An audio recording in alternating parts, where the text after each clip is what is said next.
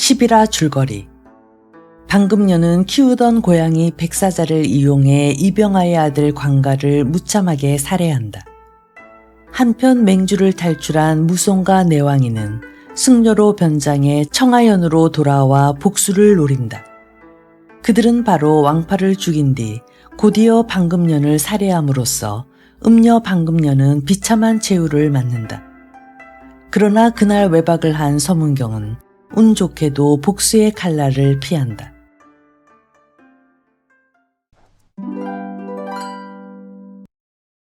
(3) 날개를 단 호색한. 그해 가을 청하현에 색다른 방문이 한 장 나붙었다. 그 방문을 본 백성들은 모두들 얼굴을 찌푸리며 수군거렸다. 더러는 노골적으로 욕지거리를 하는 사람도 있었다. 나라에서 한다는 일이 고작 이런 거야. 굶주리는 백성들은 안중에도 없는 모양이지. 이놈들 잘 처먹고 잘들 놀아라. 방문의 내용인즉 홍화각에서 일할 관기를 새로 모집한다는 것으로 첫째는 용모가 아름다워야 하고 둘째는 16세 이하라야 하며 셋째는 여염집 처녀라야 한다는 것이었다. 모두 7명을 채용하며 월 30냥을 준다는 이 방문의 명의는 산동 재용소 전옥 서문경으로 되어 있었다. 부전옥이었던 서문경이 다시 뇌물을 듬뿍 써서 붓자를 떼어버리고 어엿한 전옥이 된 것이다. 사실 그동안 서문경의 심기는 편치 않았다. 비록 자살이라는 판장이 나긴 했으나 왕파가 의문의 죽음을 당했고 방금년이 무참하게 살해된 뒤로는 하루도 마음 편할 날이 없었다. 더구나 현상군까지 걸어서 무송과 내왕이를 잡으려고 했으나 그것 또한 뜻대로 되지 않아 항상 불안하고 뒤숭숭하기만 했다. 그런 그가 이번에 재용소의 우두머리가 되고 나자 심기를 일전시키기 위한 첫 사업으로 홍화각을 새롭게 단장하고 관기들을 모조리 새 얼굴로 갈아들이는 일을 시작한 것이었다. 때는 바야흐로 가을. 봄처녀 가을 총각이라는 말도 있듯이 남자의 색정이 새삼스럽게 발동하는 계절이기도 했다. 그러나 서문경이 그런 착상을 하게 된 데에는 다른 이유가 또 있었다.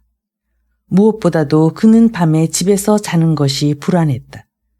물론 곳곳에 관병을 배치하고 술라군으로 하여금 술라를 돌게도 했지만 언제 또 무송과 내왕이가 몰래 들어올지 몰라서였다. 그전과는 달리 침상에 누워도 쉬 잠이 오지 않고 잠이 들어도 깊은 잠을 잘 수가 없었다. 개라도 짖을 낳치면 깜짝 놀라 일어나기 일쑤였다. 그러던 차에 서문경은 전옥이 되자 자기의 잠자리를 아예 홍화각으로 옮겨야겠다고 결심했다. 홍화각을 전옥의 관사로 정하고 밤에는 그곳에서 자고 집에는 낮에 들르는 식으로 하면 더욱 신변의 안전을 기할 수 있으리라고 생각했던 것이다. 지금 있는 관기들은 나이도 거의 20살을 넘은 데다가 얼굴뿐 아니라 몸뚱어리까지 서문경은 이미 속속들이 다 알고 있는 터였다. 그래서 심기일전의 일환으로 이번 기회에 계집아이들도 모조리 새 것으로 갈아치우기로 한 것이다. 마침내 관기를 뽑는 날이 되었다. 수많은 처녀들이 속속 모여들어 삼엄하고 음산하기 이를 데 없는 재용소의 앞마당이 벼랑간 화사한 꽃밭으로 변했다. 용모도 가지각색이었다. 그러면서도 한결같이 풋풋한 미모를 자랑하고 있었다. 7명을 뽑는데 무려 60여 명이 모였다. 늙은 간원이 나와서 열을 맞추어 앉게 한 다음 선발에 임하는 데 있어서의 주의사항을 설명해 주었다. 그리고 차례대로 한 사람씩 선발 장소인 별관 안으로 들어가도록 했다. 선발은 2차례의 면접을 통해서 하는데 1차는 3사람의 고위직 관원이 맡아서 2사람의 1명꼴로 절반을 추려내기로 되어 있었다. 말하자면 예선이었다. 예선을 통과한 처녀들을 상대로 하는 2차 면접은 전옥인 서문경이 별실에서 직접 한다는 것이었다. 1차 면접을 받은 새 관원의 얼굴에는 오늘따라 한결같이 밝은 미소가 떠나질 않았다. 주로 죄인들만 다루어 오는 터라 그들의 얼굴은 마치 화라도 난 사람처럼 굳어져 있게 마련인데 오늘은 앳되고 예쁜 처녀들을 상대하게 되었으니 그럴만도 했다. 새 관원들은 나란히 앉아 처녀들이 한 사람씩 들어오는 대로 우선 성명과 주소, 부모와 집안에 관한 것을 물은 다음 용모와 맵시, 예의범절 등을 세심하게 살폈다. 그 결과 2사람 이상이 가라는 판정을 내리면 본심인 2차 면접실로 보내지고 부판정을 받은 처녀는 낙방의 고배를 마시게 되는 것이었다. 아니, 처녀는? 참, 허허허허. 예심을 진행시켜 나가던 관원들은 한 처녀가 방에 들어서자 어이가 없다는 듯 서로 얼굴을 마주보며 웃음을 터뜨렸다.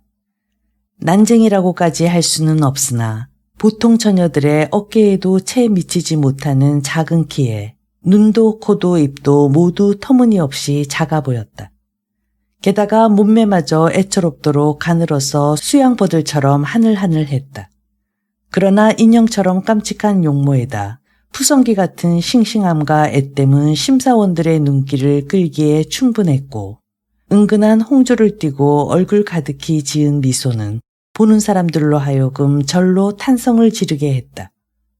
뿐만 아니라 다른 처녀들은 거의가 긴장된 표정으로 조심스럽게 들어서는 게 보통인데 이 처녀는 긴장은커녕 마치 낯익은 사람이라도 대하는 듯이 조금도 스스럼이 없었다. 그래, 내 이름이 뭐냐? 한 간원이 얼굴에 웃음을 띤 채 물었다. 국주예요.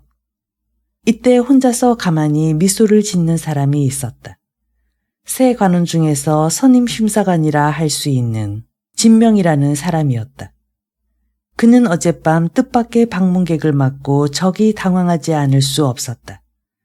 하인들이 한사코 제지를 했으나 막무가내로 자기 앞에 나타나 공손히 절을 올리는 사람이 있었다. 한마디로 손바닥 안에 들 만큼 작은 몸집의 어린 처녀였다. 이 밤중에 굳이 날 찾아온 까닭이 무엇이냐? 진명이 의아하여 물었다. 내일 관기무집에 저를 꼭 입격시켜 주세요. 처녀의 언사는 당돌한데 이상하게도 조금도 밉지가 않았다. 내가 꼭 관기가 되겠다는 이유는 전국 제일의 명기가 되어 천하제일의 영웅과 사귀고 싶어요. 그래서 그 영웅으로 하여금 백성을 사랑하도록 만들고 싶어요. 호, 그래. 진명은 자기도 모르게 자세를 고쳐 앉았다. 저의 소망을 이루게 해주신다면 그 은혜는 죽었어도 잊지 않겠습니다. 처녀의 눈빛은 간절했고 열정과 자신감으로 불타고 있었다. 내 이름이 무엇이냐? 국주예요. 국화국자 불굴주자. 알았으니 이만 가보아라. 처녀를 내보내고 난 진명은 이런 생각 저런 생각으로 잠을 이루지 못하고 꼬박 밤을 새운 채 오늘 아침 등청했던 것인데 어젯밤에 바로 그 처녀가 나타났던 것이다. 그런데 처녀는 왜 그렇게 키가 작지? 관원의 질문은 심사라기보다는 농담에 가까웠다. 시몬한 하늘의 뜻을 제가 어찌 알겠어요. 처녀의 얼굴은 살짝 장난기가 어렸다. 뭐? 하늘의 뜻이라?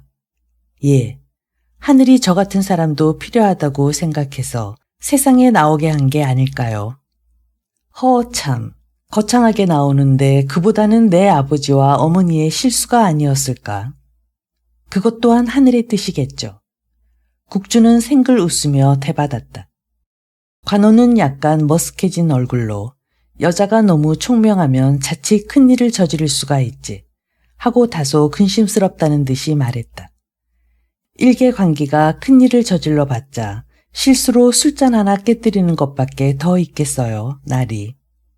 국주의 너무도 거침없는 대답에 관원들은 설레설레 고개를 저으며 서로 얼굴을 마주보기만 할 뿐 선뜻 가부의 결정을 내리지 못했다.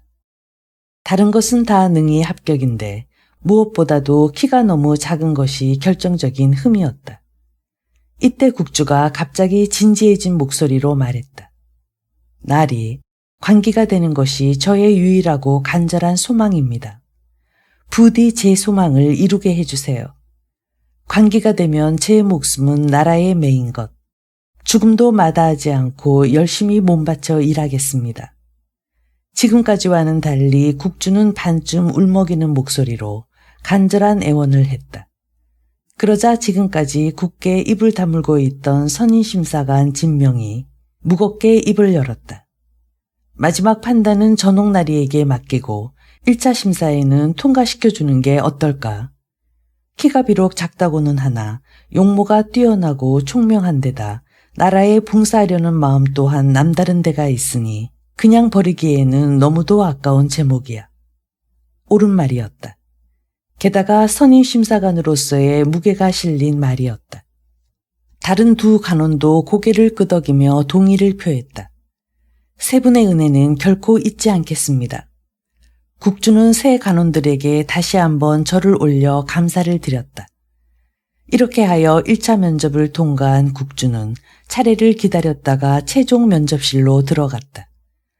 1차 면접실과는 달리 엄청나게 넓은 방에 으리으리한 탁자를 앞에 놓고 의젓하게 혼자 앉아있는 서문경을 보는 순간 국주는 자기도 모르게 온몸이 오그라드는 듯한 긴장감을 느꼈다. 하하하하. 국주가 막 입실하여 탁자 앞에 서자마자 서문경은 웃음부터 먼저 터뜨렸다. 그는 체면도 불구하고 자지러지듯이 한참 동안 웃고 나더니 아니 어디서 이런 조그만 인형이 나타났을까? 하하하하 하고 다시 한번 크게 웃었다. 국주는 서문경의 웃음에는 아랑곳하지 않고 모아진 두 손을 이마에까지 쳐들어 올려 공손히 큰 절을 하고는 다소곳이 서 있었다. 넌 내가 두렵지도 않니? 다른 애들은 모두 벌벌 떨었는데. 서문경은 호기심 어린 눈으로 국주를 바라보았다. 예, 두렵지 않아요. 호, 그래. 두렵기보다는 얄미워요. 뭐? 내가 얄밉다고? 광기는 저 한 사람만 뽑으면 좋을 텐데 여러 사람을 뽑으니까요. 국주는 웃지도 않고 아주 진지한 얼굴로 말했다. 하하하하. 넌 참 욕심도 많은 아이로구나. 그래, 나이는 몇이지? 서문경은 어이가 없어 하면서도 몹시 재미가 있는 모양이었다. 16살입니다. 넌 지금껏 나이만 먹었지 밥은 안 먹었느냐? 왜 그리 몸집이 작지? 실속을 다지느라 그렇습니다. 허허, 그래? 어디 그럼 한번 벗어봐. 예?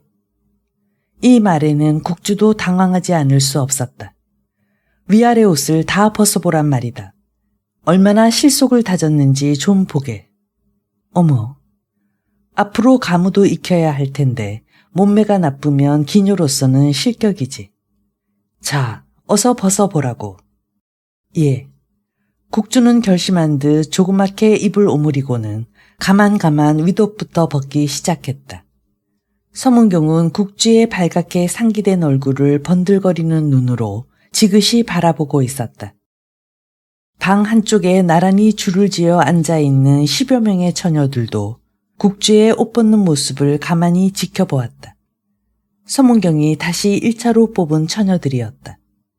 위아래 겉옷을 다 벗은 국주가 벗은 옷을 잘 개어 옆에 놓은 후 다시 일어서자 서문경의 다음 명령이 떨어졌다. 속옷도 벗어야지. 어머, 그럼 맨몸인데요. 국주가 눈을 빤히 뜨고 서문경을 바라보았다. 그래, 맨몸을 보려고 옷을 벗으라는 거지. 어떤 속옷을 입었는가 그걸 보려고 그러는 줄 아나. 저 아이들도 다 벗어 보였단 말이야. 예, 벗겠어요. 나리의 명령인데 불 속엔들 못 들어가겠어요. 국주의 다부진 말에 서문경은 그 말이 싫지 않은 듯 입을 크게 벌리고 넌 참 맹랑한 아이로구나 하며 다시 한번 빙긋 웃었다.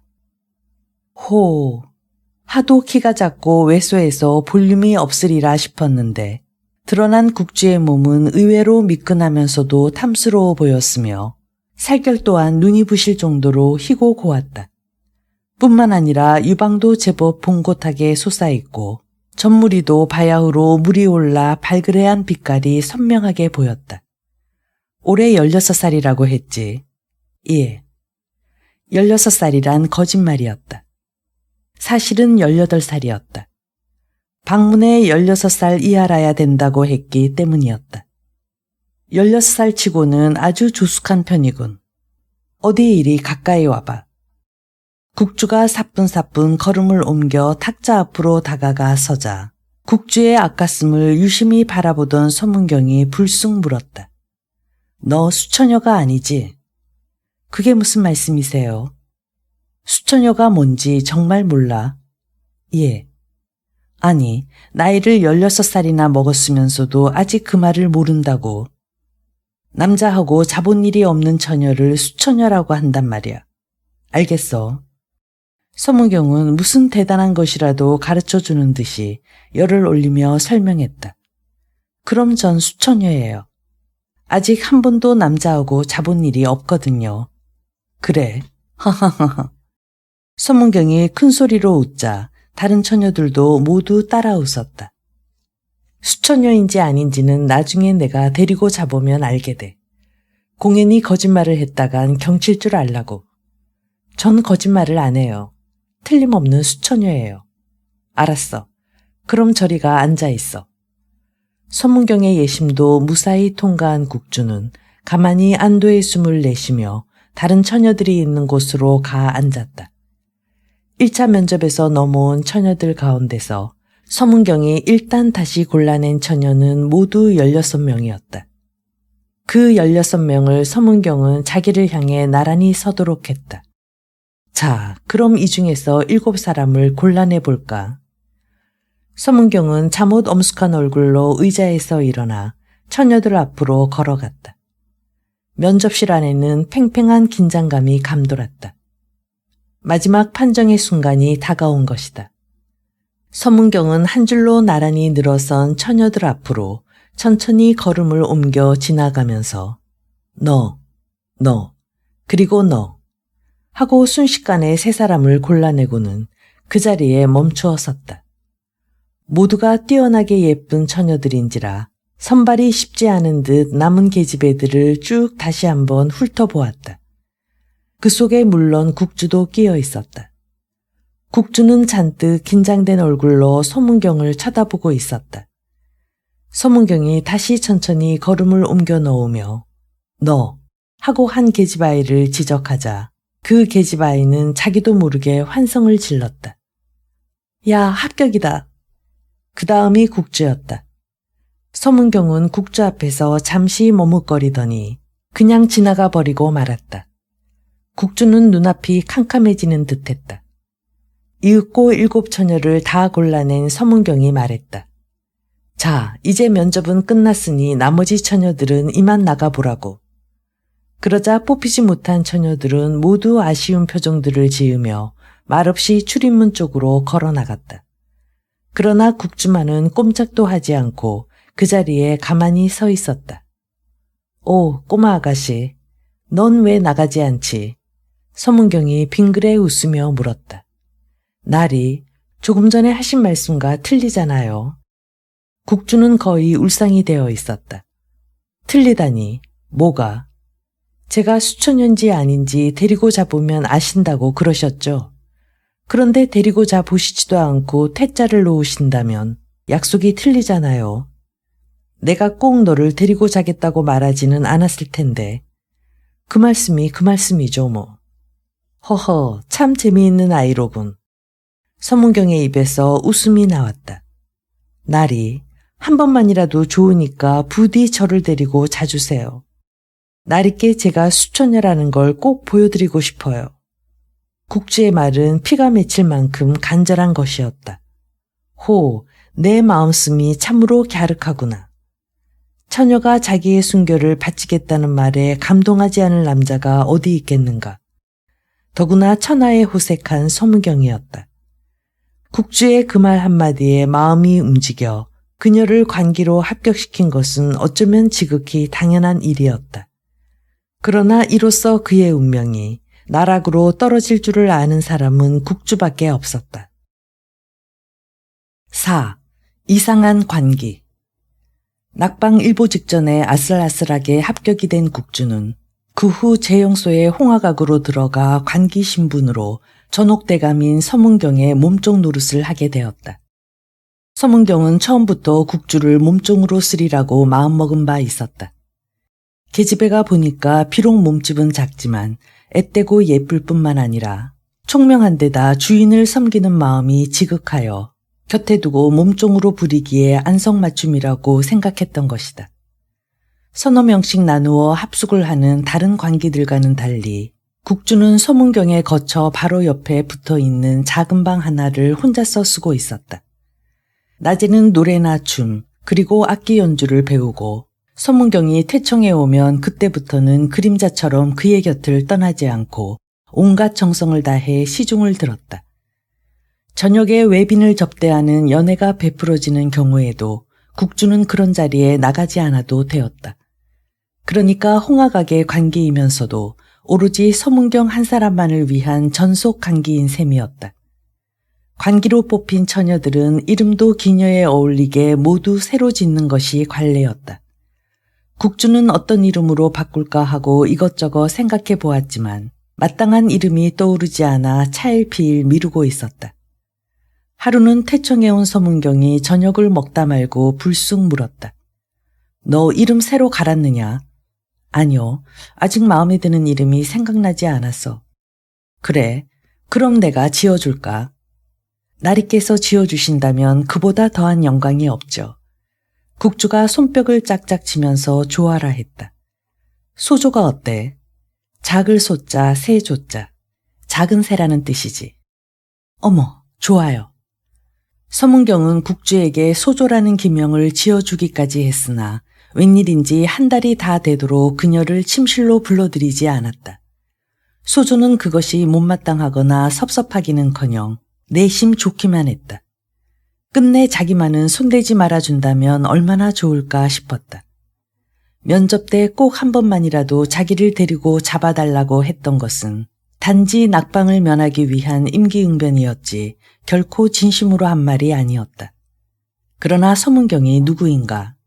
색다른 별미를 잘 간수해 두었다가 가장 구미가 당길 때 시식하려고 지금껏 눈으로만 즐기고 있었던 것이다. 드디어 그날 밤이 왔다. 소조야, 자느냐? 아뇨. 소조는 얼른 자기 방에서 나와 서문경의 거실로 갔다. 난 오늘 일부러 술을 한 잔도 입에 대지 않았어. 왜 그랬는지 소조는 알겠어. 글쎄요, 몸을 생각해서겠죠. 절반은 맞았는데 절반은 틀렸어. 그럼 절반은 뭐죠? 허허허. 오늘 밤 말이야, 소조랑 같이 술을 먹으려고 그랬어. 나가서 술과 안주를 가지고 오라고. 어머, 저랑요? 소조는 뜻밖이라는 듯이 일부러 눈을 크게 떠 보였다. 내 잔도 같이 가지고 와. 전 술을 못 마셔요. 그럼 오늘 밤 술도 함께 가르쳐주지. 서문경은 무슨 생각을 했는지 혼자 키들키들 웃었다. 소조는 얼른 주방으로 가서 술과 안주를 날라와 거실 안쪽에 탁자 위에 차려놓고 서문경의 맞은편에 자리를 잡고 앉았다. 그리고는 두 손으로 술병을 들어 서문경의 잔에 공손히 술을 따랐다. 자, 잔을 들라고. 이번에는 내가 술을 따라 줄 테니까. 어머, 황송해서 어떡해요. 제가 따를게요. 괜찮아. 어서 잔을 들어. 소조에게 손수 술을 따라준 서문경은 자기 잔을 높이 들며 자, 건배하자고 하고 유쾌하게 웃었다. 어머, 황송해라. 소조는 난생 처음으로 남자와 마주 앉아 술을 마시게 되었을 뿐만 아니라 상대는 산천초목도 벌벌 떨게 한다는 전옥날이었다. 얼떨결에 두 눈을 찔끔 감고 마신다는 것이 그만 독한 술을 훌쩍 다 마셔버리고는 무슨 시디신 식초라도 들이킨 것처럼 오만상을 찌푸렸다. 아이고, 이걸 무슨 맛으로 드시는지. 그 무슨 소리. 술의 진미를 터득하고 나면 도사가 된다는 말도 있다고. 서문경이 자기의 몸종과 더불어 건배까지 해가며 술을 마시는 것은 신분 차이를 뛰어넘으려는 남다른 생각이 있어서가 아니었다. 그것은 단지 여색을 희롱하고 즐기려는 하나의 수순에 불과한 것이었다. 소조 또한 자신의 나이보다 더욱 앳되고 깜찍스럽게 보이려고 애를 쓰고 나오지 않는 웃음을 웃어가며 비위를 맞추려는 것도 스스로 우러나서 하는 짓이 아니었다. 그것은 오로지 서문경의 신임을 받기 위한 수단에 지나지 않는 것이었다. 그러한 그들인지라 서문경은 예정된 수순을 밟아 나가는 것이고 소조는 이미 짐작하고 있는 수순을 따라갈 뿐이었다. 서문경이 6잔을 비우는 동안 소조도 2잔 반을 마셨다. 어느덧 소조의 얼굴이 발그랗게 상기되고 서문경 또한 취기가 알맞게 전신을 혼혼하게 했다. 자, 소조야. 이제 술은 이만하고 침실로 가자꾸나. 어머, 어쩌나. 소조의 얼굴에 당황하는 빛이 역력했다. 진짜 수초년지 어떤지 어디 한번 검사를 해보자고. 아무렇게나 시부렁거리는 서문경의 이 한마디가 소조에게는 자신의 소중한 순결이 깨뜨려지는 것을 의미하는 것이다. 소조의 꼭 담은 입에서 체념의 한숨이 가늘게 흘러나왔다. 서문경이 2 팔로 소조를 번쩍 안아들고 침상 위에 눕히자 소조는 눈을 꼭 감은 채 반드시 누워 있었다. 그대로 가만히 있어. 옷은 내가 벗겨줄 테니까. 익숙한 솜씨로 소조의 옷을 다 벗겨낸 서문경이 입으로 그녀의 유방을 애모하기 시작했다. 순간 소조의 몸이 꿈틀했다. 난생 처음 느껴보는 야릇한 흥분이 온몸에 전류처럼 흘렀다. 그런데 이 이상한 관계의 마음은 그럴수록 차갑게 얼어붙고 있었다. 그것은 몸과 마음에 소름 끼치는 괴리였고 격렬한 싸움이었다. 마침내 실오라기 하나 걸치지 않은 서문경의 육중한 몸뚱어리가 소조의 조그마한 알몸 위로 거칠게 포개어졌다. 소조는 이른 그대로 작은 새처럼 온몸을 파르르 떨었다. 이윽고 소조의 순결이 처참하게 망가지는 고통스러운 비명이 조그맣게 방안을 울렸다. 괜찮아, 괜찮아. 이제 곧 기분이 좋아질 거야. 서문경의 얼굴에 만족스러운 미소가 떠오르고 있었다. 엽색 도사인 그가 소조의 처녀성을 확인하고는 몹시 기분이 좋은 듯했다. 서문경은 일부러 시간을 오래 끌었다. 소조의 조그마한 몸뚱어리가 의외로 괜찮았던 것이다. 한동안 방 안에는 쾌감을 즐기는 탄성과 고통을 참는 신음소리가 어지러이 교차되었다. 그러나 서문경이 절정을 향해 치다르며 격렬한 물결을 일으켰을 때는 소조의 몸도 뜨겁게 달아올라 남자의 열기를 목마르게 받아들이고 있었다. 이윽고 서문경의 알몸이 소조의 몸 위에서 미끄러져 내리자 방안은 삽시간에 조용해지면서 정적이 감돌았다. 서문경은 소조를 가슴에 안은 채 잠시 눈을 감는가 싶더니 어느새 잠이 들어 버렸다. 소조는 그의 품에서 빠져나와 얼른 옷을 갈아입었다. 서문경은 입을 해 벌리고 코까지 골면서 자고 있었다.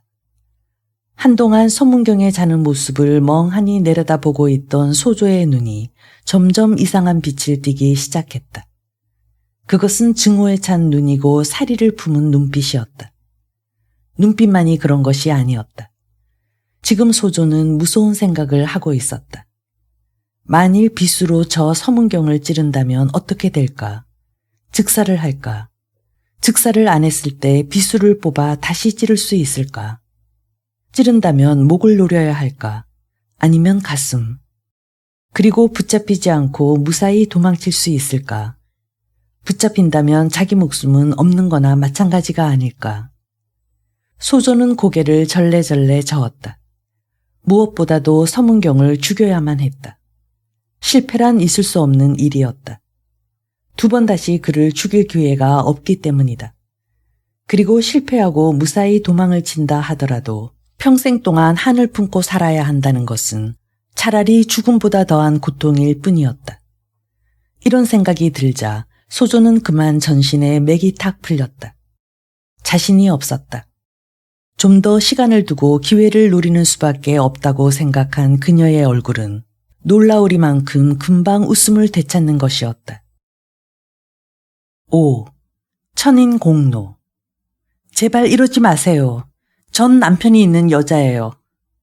소조가 자기 방에서 불을 밝혀놓고 혼자 뜨개질을 하고 있는데 난데없이 여자의 애원하는 목소리가 서문경의 거실 쪽에서 들려왔다.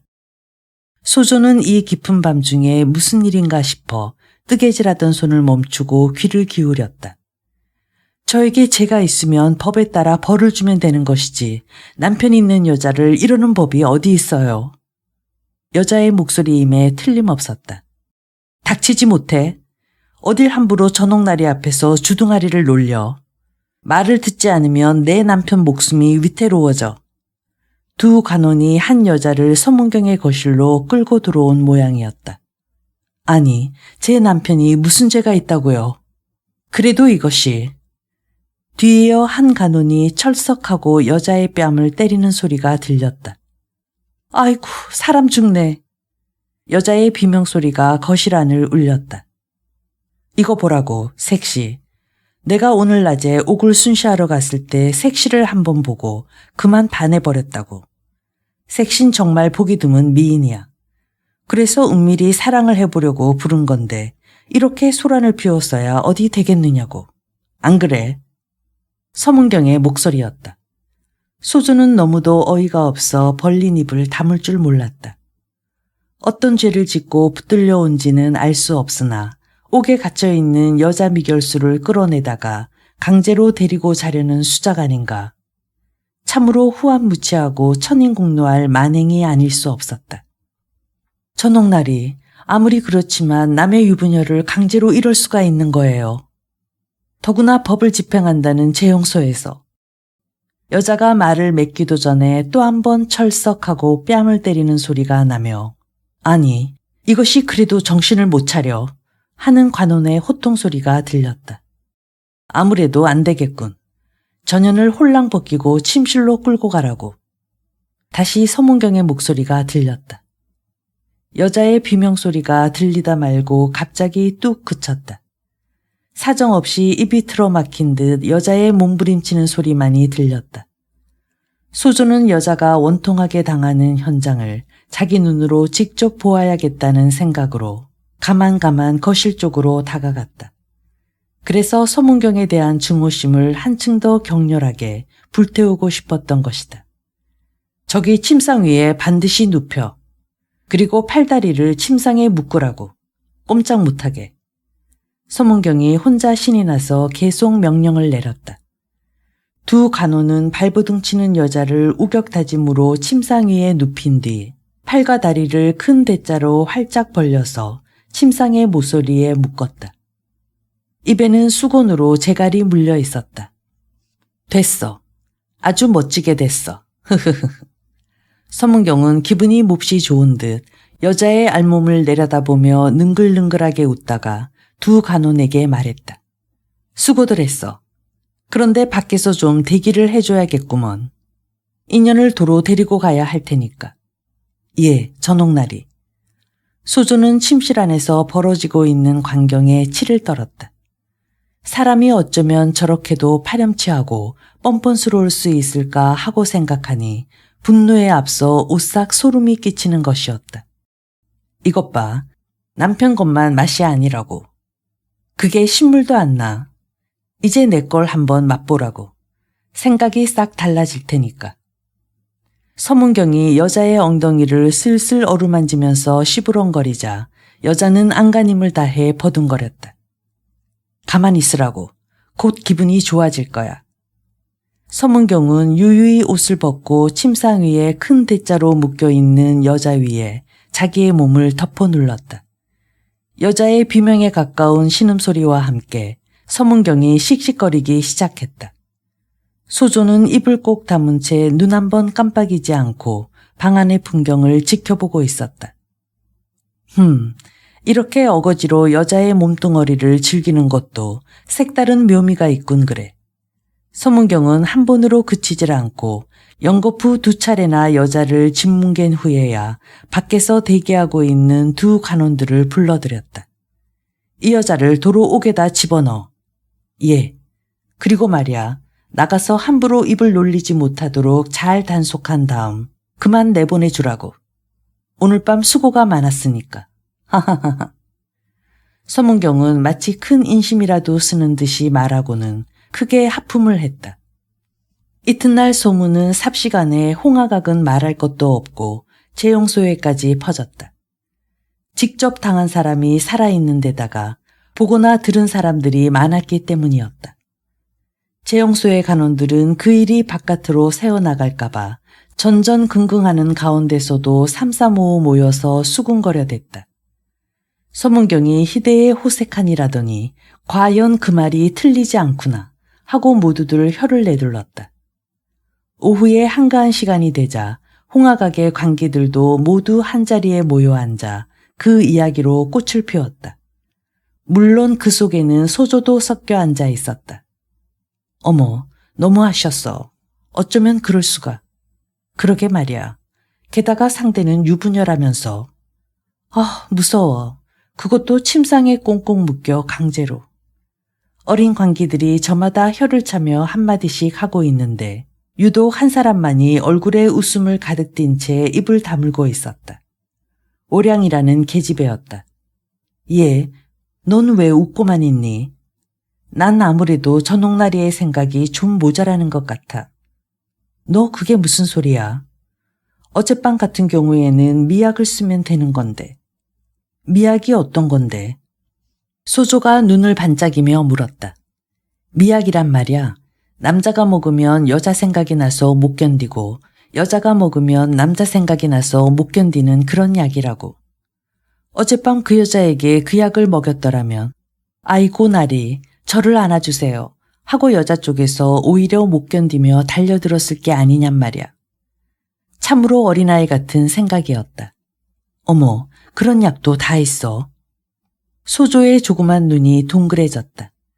다른 관기들도 처음 들어보는 듯 신기하다는 표정들을 지었다.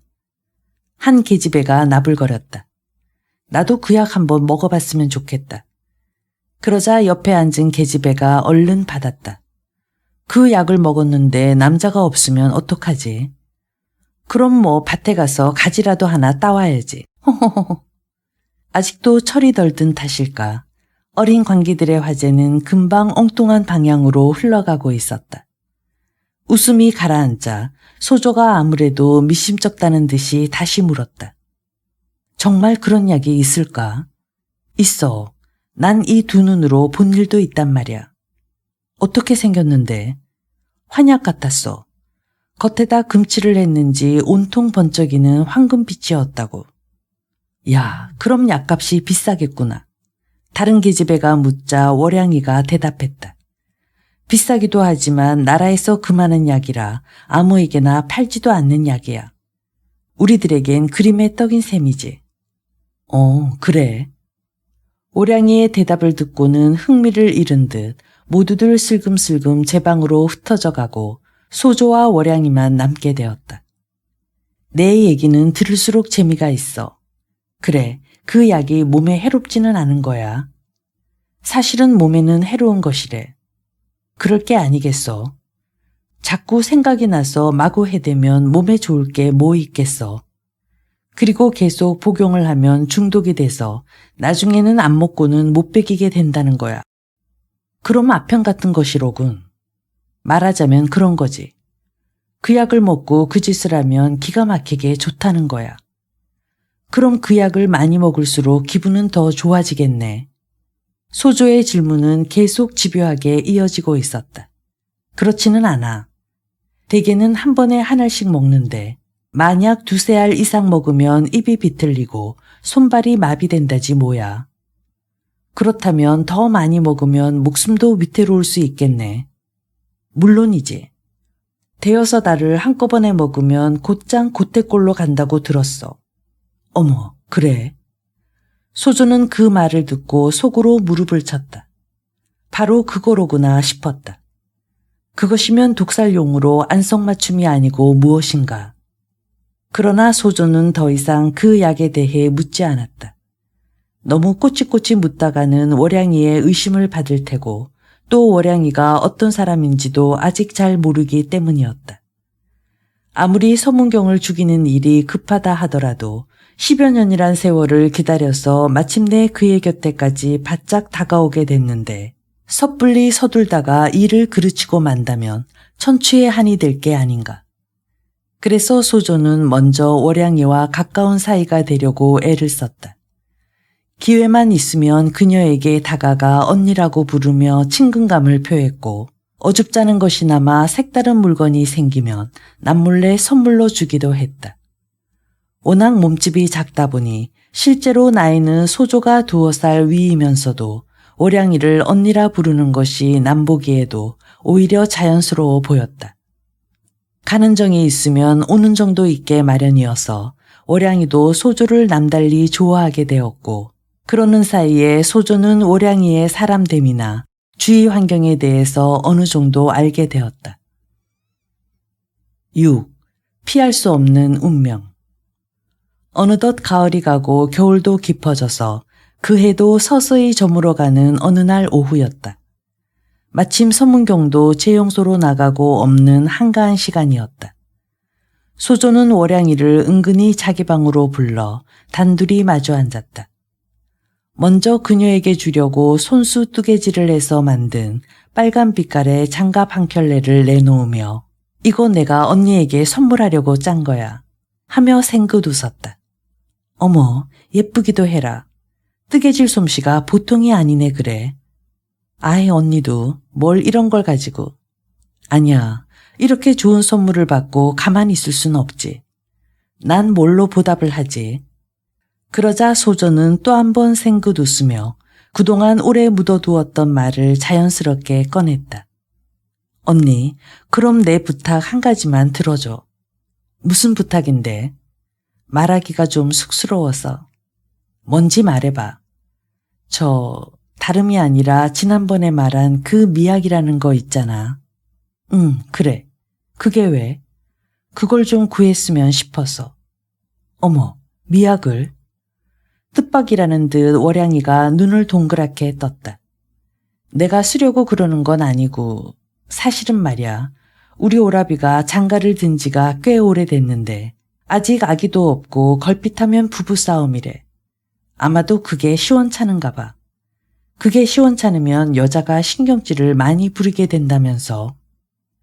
미리 준비해 두었던 것이라 거짓말이 술술 잘도 나왔다.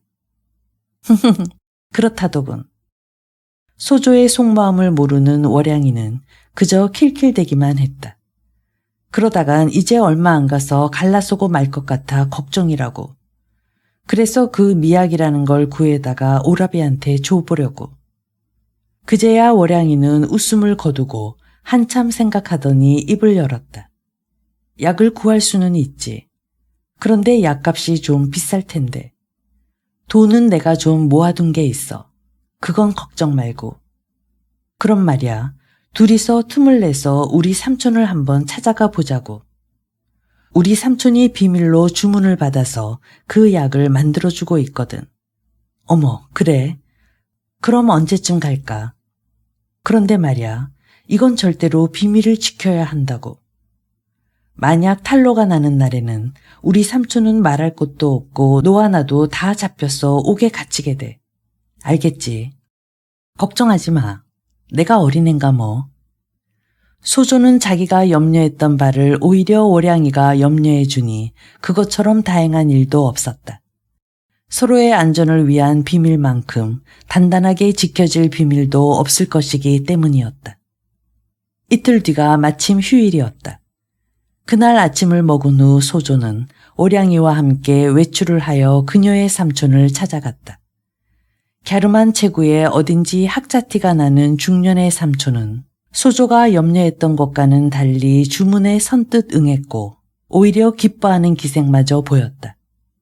약값도 생각했던 것보다 싸서 한 제분이 월급 한 달치보다 조금 많은 40냥밖에 되지 않았다. 그리하여 소조는 며칠 뒤에 알약으로 된 제분의 미약을 손에 넣을 수가 있었다. 오량이의 말대로 알약은 섬찟하도록 찬란한 황금색이었다. 한 알씩 봉지에 쌓인 미약을 소조는 모두가 잠든 한밤중에 아무도 모르게 잘 으깬 후 물에 타 녹여서 액체로 만들었다. 물에 녹인 미약은 흡사 짙게 달인 탕약 같았다. 손가락으로 찍어서 혀끝에 대어보니 딱 먹기 좋게 달짝지근한 맛에 은은한 박하향이 무언가 황홀한 신비감을 자아내는 듯했다. 과연 특효가 있는 미약임에 틀림없구나. 소조는 미약을 병에 담아서 잘 봉한 다음 다른 사람의 눈에 띄지 않는 곳에 깊숙이 두었다. 그리고는 잠자리로 들어가 그것을 어떻게 사용할 것인지 생각하기 시작했다. 우선 크게 두 가지 방법이 있을 것 같았다. 서문경을 미약에 중독되게 하여 서서히 고사시키는 방법과 단번에 많은 양을 먹여서 즉사하게 하는 방법이었다. 첫 번째 방법은 언제 죽을지도 모르고 또 반드시 죽는다는 보장도 없을 뿐만 아니라 서문경이 그 약을 먹지는 않고 오히려 나라에서 금하는 그 약의 출처를 캐려든다면 만사는 끝장이 나고 말 것이었다. 그리고 약국을 운영하고 있는 서문경인지라 약에 대해서 어느 정도 알고 있는 그에게 그것이 미약이라는 것을 모르게 하고서 계속 먹도록 할 수는 도저히 없는 일이 아닌가. 그렇다면 한꺼번에 많은 양을 먹여 즉사하도록 하는 수밖에 없었다. 그럴 경우 진액을 그대로 마시게 할 수도 있고 술이나 음식에 타서 먹게 할 수도 있을 것이다. 어느 경우든 서문경이 만취가 되어 있을 때를 노리는 것이 가장 안전하고 효과적일 것 같았다. 연말이 다가오자 여느 때와는 달리 홍학각에서는 하루가 멀다 하고 주연이 베풀어졌다. 외부의 각계 인사들을 위한 주연에 재용소 내부와 각 부서별 주연도 겹쳐 망년의 흥청거림으로 홍학각의 불빛은 밤이 깊어도 꺼질 줄을 몰랐다. 서문경은 요즘 한껏 기분이 좋아서 술자리에 앉으면 많은 술을 마셨고 흥겹게 노래를 불렀으며 때로는 취흉에 겨워서 관기들과 어울려 덩실덩실 춤을 추기도 했다. 서문경이 그처럼 기분이 좋은 것은 별탈 없이 한 해를 보내는 감회 때문은 아니었다. 그의 정실인 오월랑이 잉태를 한 것이 그를 그토록 들뜨게 한 것이었다. 주연은 홍학각에서뿐만 아니었다. 현청에서도 뻔질나게 열렸고 유지들과 부호들도 곧잘 서문경을 초대하여 극진한 대접을 하기도 했다. 그러던 어느 날이었다. 서문경은 현내에서 이름난 운삼이라는 대부호의 집에 초대되어 가서 실컷 마시고 흥겹게 춤까지 추고서 밤이 꽤 익숙해서야 수행간원과 함께 홍학각으로 돌아왔다. 여느 때 같으면 그대로 골아떨어져 자거나 아니면 강기를 불러들이는 것이 보통인데 이날따라 서문경은 술이 미진한 듯 소조를 불러 여기 이 관원과 한 잔 더 할 테니 술상을 보아오라고 하고 효꼬부라진 소리로 말했다. 소조는 서둘러 술과 안주를 탁자 위에 차려놓고 두 사람의 잔에다 술을 따라 주었다. 야, 이 계집애야, 어서 술을 따르지 않고 뭘 하는 거야. 서문경은 몹시 취한 듯 자기 잔에 술을 따라 놓은 것도 잘 몰랐다. 나리도 참, 벌써 따라 놓았잖아요. 자, 어서 드세요. 언제 따라 놓았지? 흐흐흐흐. 평소에도 서문경은 술에 취하면 호기 있게 더 마시려 드는 버릇이 있는데 요즘은 기분이 들떠서 한결 더했다. 서문경은 몸도 제대로 가누지 못하면서도 거듭 잔을 비워댔다. 눈은 이미 초점을 잃었고 입에서는 술이 지르르 흘러내리는 것도 잘 몰랐다. 마주 앉아 대작을 하고 있는 간호는 그런 서문경이 속으로 걱정이 되었으나 그의 성격을 잘 아는지라 술을 멈추게 할 수도 없어서 조심스럽게 눈치만 살피고 있었다. 그렇다. 오늘 밤이 바로 그 기회다. 소조는 번개같이 머릿속을 지나가는 생각에 자기도 모르게 으스스 몸을 떨었다. 실로 하늘이 내려준 절호의 기회가 아닐 수 없었다. 서문경은 이미 만취한 상태인데도 계속 술을 들이키고 있었다. 여보게, 자네, 내가 말이지 오늘 운삼이네 집에 갔을 때 말이야. 서문경이 정신을 차리려는 듯 두 눈을 연신 깜빡이며 불쑥 입을 열었다. 아, 예, 말씀하십시오, 나리. 마주 앉은 관원이 긴장된 얼굴로 서문경을 쳐다보았다. 그 집에서 마음에 드는 계집을 하나 보았다 이거야. 알겠어. 알겠어, 모르겠어. 아, 예, 알고 말고요. 운삼 노인의 왼편에 앉았던 그 여자 말이죠. 맞았어. 바로 그 계집이야. 자네도 꽤 눈치가 빠르군 그래. 좋아, 좋아. 좋았단 말이야. 서문경의 말이 점점 횡설수설로 흐르고 있었다. 그 여자는 운삼노인의 둘째 첩으로 현내에서 꽤 알려진 미인입니다. 나리. 그렇던가. 내가 그걸 왜 진작 몰랐지. 이보라고 자네 어찌 좀 잘해봐. 소조는 그제야 서문경이 이미 취했는데도 굳이 거실에서 간혼을 붙잡고 다시 술판을 벌인 이유를 알 것 같았다. 예, 염려 마십시오. 관호는 자신 있게 대답했다. 그러자 서문경은 소조에게 자리를 비키라는 눈짓을 했다. 소조는 얼른 거실에서 나왔으나 자기 방으로 가지 않고 거실 문에 붙어서서 가만히 엿들었다. 여보게, 허투루 말하면 안 돼. 난 지금 애가 타서 못 견디겠다고. 그렇듯 술에 취했는데도 서문경의 한 가지 목적을 위한 집념은 남다른 데가 있을 뿐만 아니라 치밀하기까지 했다. 나리, 저에게 맡겨만 주십시오. 그까짓 거 털어서 먼지 안 날 놈이 천하에 어디 있겠습니까? 수삼일 안으로 운삼노인이 제 손으로 그 여자를 나리께 바치도록 하겠습니다. 좋아, 좋았어. 자넨 역시 내 복심이야. 자네만 믿겠네. 자, 그런 의미에서 우리 건배. 얼마 후 관원이 돌아가려고 자리에서 일어났다. 소조는 자기 방에 있다가 나온 것처럼 하며 거실로 들어갔다. 취한다. 관원이 돌아가고 나자 서문경은 이제야 할 일을 다 했다는 듯이 다 풀어 흐트러진 자세로 잠시 멍하니 앉아 있었다. 소조는 이 기회를 놓치지 않았다. 나리, 오늘 밤은 이상하게도 잠이 오지 않아요. 마침 여기 술과 안주가 있으니 저에게도 딱 한 잔만 주세요. 딱 한 잔이란 말만큼 술꾼을 자극하고 흥분시키는 것도 달리 없을 것이다. 과연 서문경은 거의 다 풀어진 개슴츠레한 눈을 빛내며 딱 한 잔이라. 그거 좋지. 하고 다시 자세를 고쳐 앉았다. 어머, 고마워요, 나리. 보잘것없는 일개관계의 마음을 이토록 따뜻하게 보살펴 주시다니. 소조는 짐짓 감격한 목소리로 말했다. 이까짓 걸 가지고. 어머, 그런데 술이 다 비었어요. 제가 술을 조금만 더 가져올게요. 소조가 술병을 일부러 크게 흔들어 보이며 주방으로 갔다. 술병 속에는 물론 아직도 술이 많이 남아 있었으나 사기로 된 술병의 내부가 보일 턱이 없었다. 주방으로 간 소조는 떨리는 손으로 미리 갖다 놓은 미약을 술병 속에 부어 넣었다. 치사량의 2배. 한 잔만 제대로 먹어도 서문경은 이 세상 사람이 될 수는 없는 것이다. 그리고 물그릇에도 진액을 듬뿍 탔다. 서문경은 술에 취하면 갈증을 많이 타는 듯 남달리 물을 자주 찾는 버릇이 있었다. 지키고 있다가 물을 찾을 때 그대로 입안에 쏟아 부어주면 그것으로 서문경은 끝장이 나고 마는 것이다. 이렇게 이중으로 약을 준비한 소조는 먼저 미약이 담긴 물그릇을 침상 머리맡에 있는 조그만 탁자 위에 갖다 놓고는 술병을 들고 거실로 갔다. 자, 나리, 먼저 제가 드리는 술부터 한잔 하세요. 응? 누구지? 서문경은 취기로 사람도 알아보지 못하고 흐늘거렸다. 소조예요.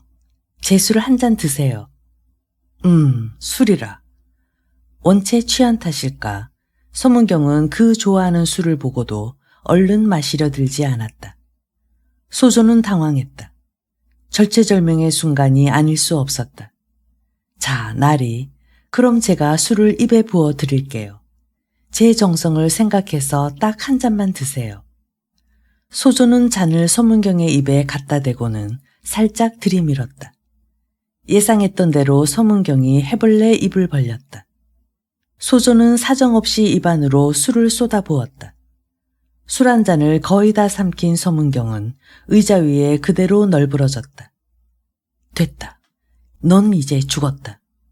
소조가 속으로 쾌재를 부르며 막 거실을 나가려 할 때였다. 서문경이 갑자기 구역질을 해대더니 냅다 먹은 것을 와르르 쏟아내는 것이었다. 그의 입에서는 온갖 잡동사니가 계속 우르륵 우르륵 쏟아져 나오고 있었다. 먹은 것을 다 토해낼 모양이었다. 앞불사, 다 된 일이 이렇게 뒤틀리다니. 소조는 그만 맥이 탁 풀렸다. 10년 공부 나무아미타불은 바로 이를 두고 하는 말 같았다. 그러나 소조는 그대로 주저앉지 않았다. 그녀는 다시 기민하게 움직이기 시작했다.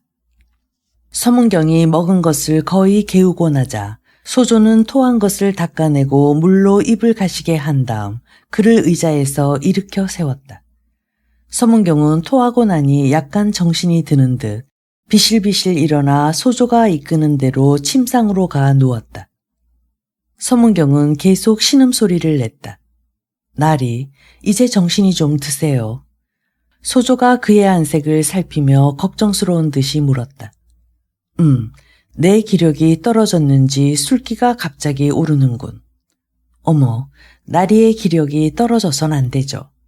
나리에게 딸린 여자들이 몇인데요. 그런데 말야, 실컷 토해서 그런지 갈증이 나는군. 제가 그럼 오룡차를 따끈하게 끓여올게요. 소조가 일어나 침실을 나가려고 하자 서문경이 손을 저으며 나갈 거 없어. 더운 차보다는 여기 마침 식은 게 있군. 시원한 걸 마시고 싶다고. 서문경은 부시시 일어나 앉더니 침상 머리맡에 탁자 위에 놓아둔 물그릇을 두 손으로 들고 벌컥벌컥 들이키기 시작했다. 너무도 뜻밖의 일에 소조는 하마터면 소리를 지를 뻔했다. 이 무슨 하늘의 조화인가. 서문경이 제 손으로 독약을 마시고 있는 것이었다. 그 물맛 한번 좋구나. 은은한 박하향이 아주 그만인데 그래. 그릇에 담긴 미약을 다 마시고 난 서문경은 끄윽하고 크게 한번 트림을 하고는 침상에 도로 누웠다. 거북하던 속이 시원하게 풀린 듯 창백하던 얼굴에는 화색마저 감돌았다. 아니, 이게 어찌 된 일일까? 소조는 어이가 없었다. 아무래도 속았다는 생각이 들었다. 오량이의 말대로라면 벌써 눈을 까디집으며 죽어가야 할 텐데 죽어가긴커녕 생기를 되찾고 있지 않는가. 한꺼번에 대여섯 알만 먹으면 죽는다는 약을 지금 서문경은 20알도 더 먹은 셈인데도 말이다. 어쩌면 가짜 약인지도 모른다는 생각이 들자 소조는 분한 마음과 함께 깊은 절망감에 빠져 잠시 어쩔 줄을 몰랐다. 그저 몰뚱히 서문경의 자는 모습만 내려다보며 그대로 서 있었다. 그때였다. 서문경이 갑자기 심한 학질에라도 걸린 사람처럼 온몸을 덜덜 떨기 시작했다. 그는 몹시 고통스러운 듯 두 팔을 마구 내저으며 자리에서 일어나려다 말고 도로 털썩 누웠다. 몸이 말을 잘 안 듣는 것 같았다. 그는 쉴 새 없이 눈을 깜빡이며 숨소리도 점점 가빠져갔다. 물. 이제 혀도 차츰 굳어져 가는 듯 말이 제대로 되어 나오지 않았다. 지금까지 숨을 죽인 채 서문경을 지켜보고 있던 소조가 그제야 싸늘하게 웃으며 콧방귀를 뀌었다. 이놈아, 저승길에 물은 무슨 물?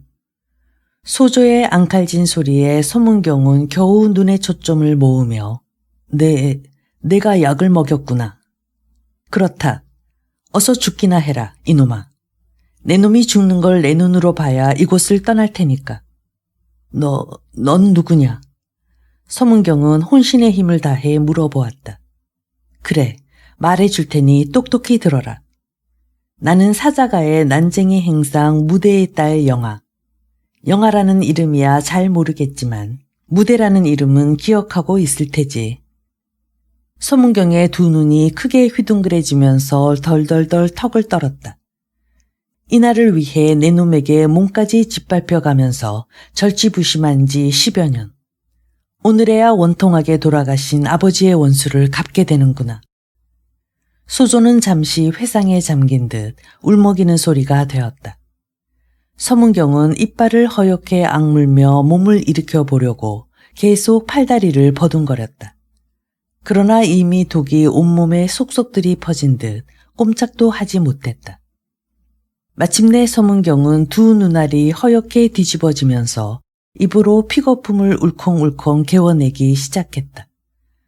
그와 동시에 턱도 한쪽으로 흉물스럽게 비틀어졌다. 곧이어 온몸이 격렬한 경련을 일으키는가 싶더니 팔다리와 함께 축 늘어지고 말았다. 내가 사람을 죽였구나.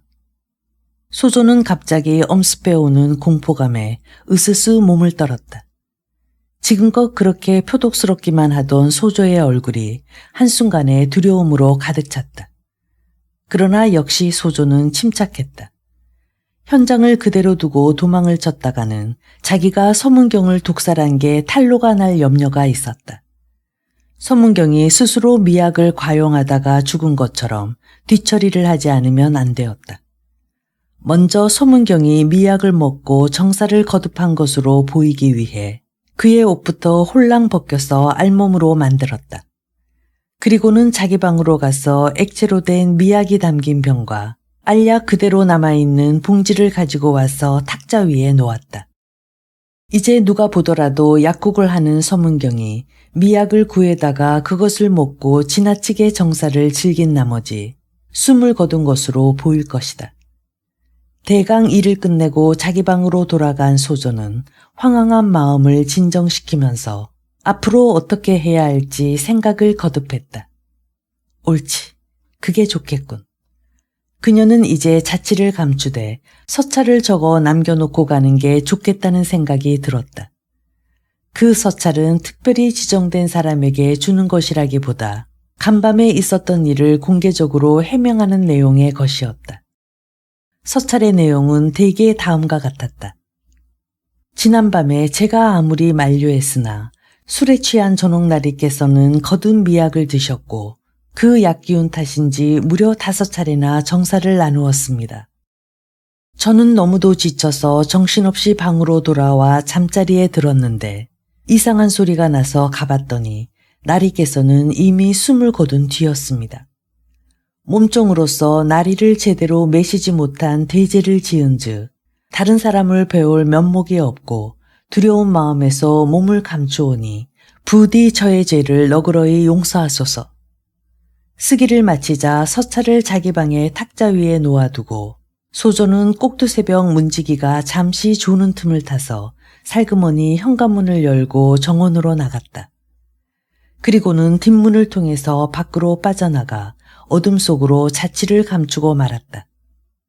서문경의 죽음이 알려진 것은 날이 밝고도 한참 지나서의 일이었다. 아침 준비가 다 됐는데도 기척이 없고 몸종인 소조마저 모습이 보이지 않자 홍화각의 관리를 맡은 책임 간원이 어떻게 된 일인가 해서 서문경의 거처로 가보았다. 거실에 아무도 없어 더욱 수상하게 여긴 관원이 침실문을 열어보고는 그만 기절초풍을 했다. 천만 뜻밖에도 침상 위에 서문경이 시체로 변해 있지 않는가. 홍화각이 발칵 뒤집힌 것은 두말할 나위도 없거니와 소조가 써서 남긴 한 통의 서찰은 또 한 번 사람들을 경악하게 만들었다. 다행히 소조의 서찰에 대해서 그 내용을 의심하는 사람은 아무도 없었다. 현장 상황이 너무도 감쪽같이 서찰 내용을 뒷받침해주고 있었기 때문이었다. 허참, 전옥나리가 이런 짓을 하고 있었을 줄이야. 원 창피해서 어디 얼굴을 들고 다닐 수가 있어야지. 잘 대졌다고. 그런 놈은 좀 더 일찌감치 대졌어야 했어. 평소에 발바닥이라도 핥아줄 듯이 굽실거리던 재영소의 간원들도 막상 서문경이 죽고 나자 하나같이 얼굴들을 찌푸리며 그를 욕하고 원망했다. 서문경의 장례는 7일장으로 치러졌다. 부와 권세를 한 몸에 지니고 온갖 영화와 쾌락을 누리던 그도 마침내 응보의 손길을 피하지 못하고 땅속에 묻히는 덧없는 신세가 되고 말았다. 그때 그의 나이 불과 33. 아직 인생의 절반도 채 살지 못하고 비명에 간 그를 두고 세간에서는 굵고 화끈하게 살았다며 부러워하는 사람이 있는가 하면 더럽고 치사하게 살았다며 침을 뱉는 사람도 있었다. 서문경의 장례식이 거행되던 날이었다. 장지에서 머지않은 상기슭의 호젓한 숲속에서 두 승려가 서문경의 시신이 땅에 묻히는 광경을 내려다보며 서로 말을 주고받고 있었다. 대륜 스님, 듣고 보니 아무래도 스님의 짐작이 옳은 것 같아요. 조그만 몸집이며 나이며 그동안의 행적으로 보아 소조라는 관기가 스님의 조카딸, 이름을 영아라고 했던가요? 그의 힘이 틀림없는 것 같아요. 허참, 서문경이 저놈은 꼭 내 손으로 박살을 냈어야 하는 건데. 딸이 아버지의 원수를 갚았으니 그 또한 좋은 일이 아니겠어요. 여보게 소륜, 그 어린 것이 마음고생인들 오죽했겠나. 대륜이 길게 한숨을 쉬며 소륜에게 하소연하듯 말했다. 며칠만 일찍 왔더라도 우리 손으로 해치우는 건데. 이번에는 소륜이 못내 아쉬운 듯 혼자 중얼거렸다. 소륜, 이제 그만 일어서 볼까. 말할 것도 없이 대륜은 무송이고 소륜은 내왕이었다. 그들은 복수를 하러 다시 왔다가 서문경이 죽었다는 소문을 들었던 것이다. 어느덧 짧은 해가 뉘엿뉘엿 서산으로 기울고 있었다. 붉은 저녁놀 속으로 두 승려의 모습이 점점 멀어져 갔다.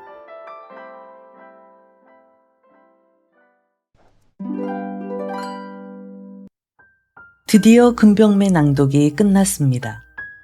완독에 대한 기쁨보다는 금병매를 떠나보내는 아쉬움이 더 큰 것 같습니다.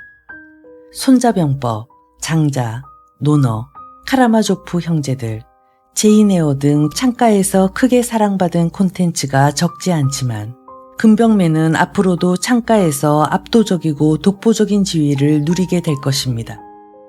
왜냐하면 너무도 재미있으니까요. 명대의 송대를 배경으로 쓴 이 소설은 단순한 권선징악도 아니고 현대 드라마 작가들도 따라오지 못할 기발한 서사를 풀어내며 한없이 다음 이야기가 궁금해지게 만들 뿐만 아니라 도저히 예측도 할 수 없는 이야기들을 끊임없이 만들어내고 있죠. 또 천하제일기서라 불리는 금병매가 수어정과 비교되며 그 탁월함이 예찬받은 요소 중 하나는 캐릭터의 독창성이었죠. 그 시대에 어떻게 이처럼 다양하고 짐작도 할 수 없는 인물들을 만들어낼 수 있었을까요? 그리고 어쩌면 이토록 처절한 사실주의에 기반해 서늘하게 잔인한 장면들을 묘사할 수 있었을까요? 또한 부패한 관원과 서문경 집안 이야기를 통해 우리는 물밑으로 시대를 일가라는 작가 정신을 만날 수 있었습니다.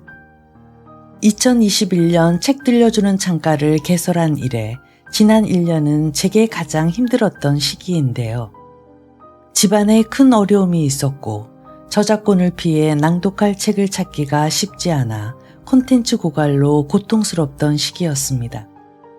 그럴 때 늘 제 곁에서 말없이 지지와 응원을 보내주시던 분들이 있습니다.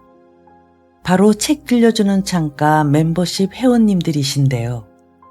제가 몇 달간 게시글 하나 올리지 않아도 묵묵히 창가를 지켜주셨죠. 고마움을 전합니다. 책 들려주는 창가 멤버십은 채널 후원과 소통의 장으로 서로에게 힘과 에너지를 주는 정겨운 공간입니다. 관심 부탁드립니다. 이제 제 머릿속은 다음 책에 대한 계획으로 가득 차 있습니다. 지금까지 금병매를 사랑해주신 여러분께 머리 숙여 감사드리고 또 이렇게 마지막 회차까지 이르며 완독하신 여러분들께 박수를 보냅니다. 고맙습니다. 창가의 다른 작품들에서 또 만나요.